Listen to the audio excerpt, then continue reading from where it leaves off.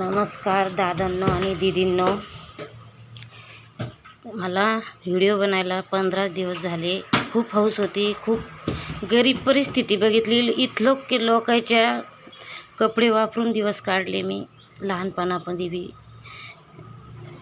आणि शेवटी खूप म्हणजे सांगू शकत नाही मी किती छोट्या छोट्या वस्तूला तरच ते आज बी असं नाही का आई वडील तेव्हा त्यांची परिस्थिती तेवढी होती तेवढी त्यांनी मला दिलं असं नाही. परंतु आज मला माहीत नव्हतं इतक्या दिवसानं कोणी नातेवाईकमध्ये आमची सगळ्या याच्यामध्ये माझी परिस्थिती नाजूक आहे तर कोणी पैशावाल्यालाच किंमत देतं. मग बहीण असो भाऊ असो कोणी असो ज्याच्याजवळ पैसा त्याला लई इज्जत आहे.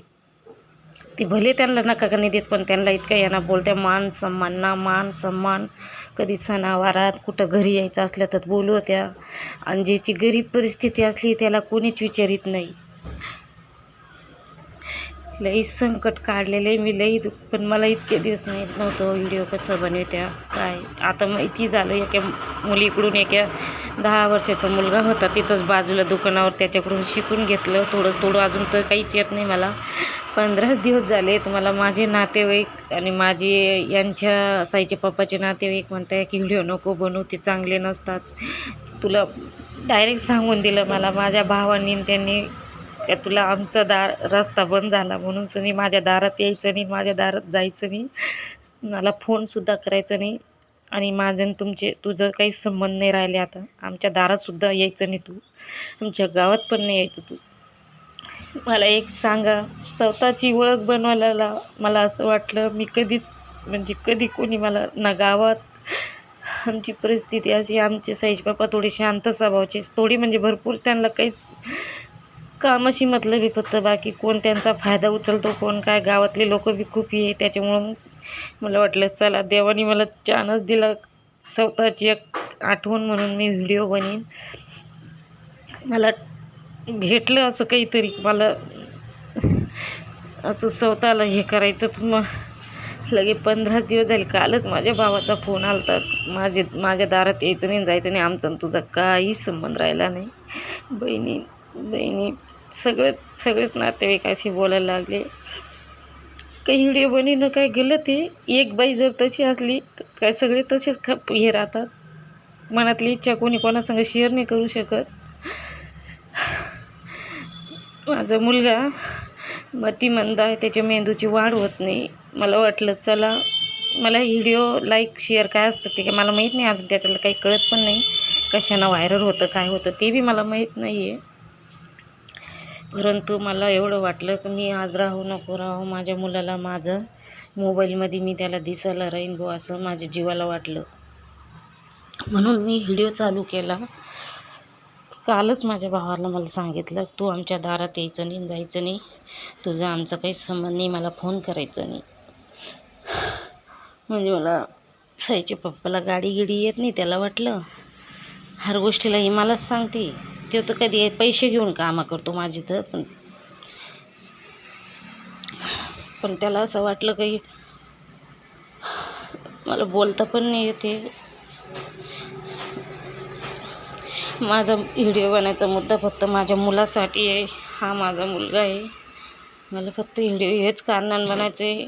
मी जर त्याला एका टायमाला दिसले समजा मी माझ्यावर बी बनेन असं नाही.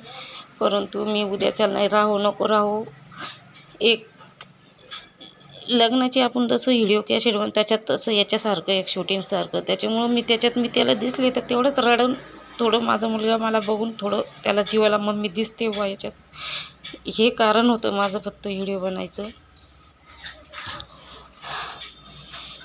हे बघा माझ्या मुलाला छोट्या गोष्टीला तरसावं लागतं. बॅट बॉल लोक बॅटने खेळतो माझा मुलगा बॉटलने खेळतो. खूप छोटी वस्तूला मला तरसावं लागतं. यांचा पगार येतो 12,000 रुपये. त्यांचा मोबाईल कोणीतरी चोरून घेतला इकडून तिकडून. पहिल्यांदा जिंदगीमध्ये मोबाईल घेतला आणि कथा ऐकायला गेले तो मोबाईल चोरून घेतला. मग त्यांनी हप्त्यावर पुन्हा घेतला. हप्त्यावरच गेला होता पहिला बिन आता हप्त्यावर घेतला पुन्हा. त्याच्यात ते हप्तेच जातात. आणि परिस्थितीमुळं माझ्या वडिलांना आम्हाला कधी काहीच नाही पण मग मी हा फ्रीज घेतला कधीला 90 हप्त्यावर घेतला हा पण, तर त्याचे हप्तेच जाते माझे 5,000 रुपये. आणि रूम भाडं आहे मला 3,400 रुपये. लाईट बिल येते 1,000 रुपये. उन्हाळ्याचं तर 1,000च रुपये येते, 12 रुपये युनिट नाही. आणि मग इतर खर्च, दाणे विकत, सगळी गोष्ट विकत आहे आपल्याला. दाणे, डाळ, सामान, किराणा, इतकं किराणा खूप महाग आहे, खूप. 880 रुपयाची. मग 5 किलोची हे विचारलं तेलाची कॅन 880 रुपयाची, म्हणजे 150 रुपये कमी, 200. 1,000 रुपयाला 5 किलोचं तेल झालं. काय खायचं गरिबानं? आणि कुठं पैसा उरतोय नुसतं. आणि दर धकरा खाऊन मी माझ्या मुलासाठी इथं आले. मला वाटलं चला मुलाचं हे बी होऊन जाईल. खूप कामाला बी हे करते, पण मग काही माणसं कामाचे म्हणजे कुठं गेले ते म्हणते मुलगा चालत नाही असं तसं. या पोराला मी कोणाजवळ सोडून मी कशी कामाला जाऊ? मला सगळ्यात मोठं म्हणलं चला थोडंफार टाईम भेटला तर व्हिडिओ बनवतो आपण. उलटं यांनी मला हे करायला पाहिजे होतं, पण ते मला सगळे माझ्या खिलाफ झाले. आता कोणीच नाही राहिलं माझ्या सपोर्टमध्ये, कोणीच नाही. इथलं का माझा नवरासुद्धा त्यांचाच, म्हणजे ते माझा नवऱ्याला त्यांना कळत नाही. ते म्हणते तू माझे नाते तोडून टाकशील असं तसं. त्यांचासुद्धा मला सपोर्ट नाही राहिला आहे. मी करू तर काय करू? माझं डोकंच काम नाही करत आहे. मला इतकी हौस आहे, हौस तर आहेच, पण मला फक्त माझ्या ह्या मुलासाठी जगणं आहे, त्याच्यासाठीच करणं आहे सगळं काही. एक नेमकं कोणत्या 2 रस्ते माझ्याकडे, एक बंद करून टाकायचं आणि एक पुढं जायचं. पण एक मन म्हणतंय मी बंद केलं समजा यांचं ऐकून. काही माझ्या दुःखात सुखात मला साथ देणार आहे.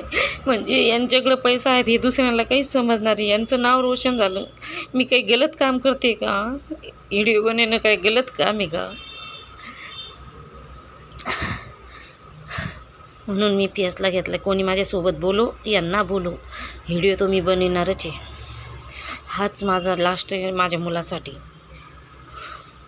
मला त्याला शाळेत टाकायचं आहे. मला माझ्या मुलाचं सगळं स्वप्न माझे तर नाही झाले कधी.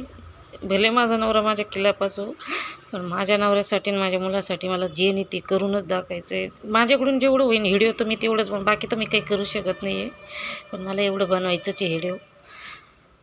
या मुलाला मला शाळेत टाकून जोर लोक जितते तोर लोक माझ्या हाताचे प्रयत्न मी त्याला करणार आहे. मला जर खोटं वाटत असेल तर माझ्या मुलाला 10,000 रुपये रोज होता. हे बघा, गजानन मंदिरजवळ तो ॲडमिट होता.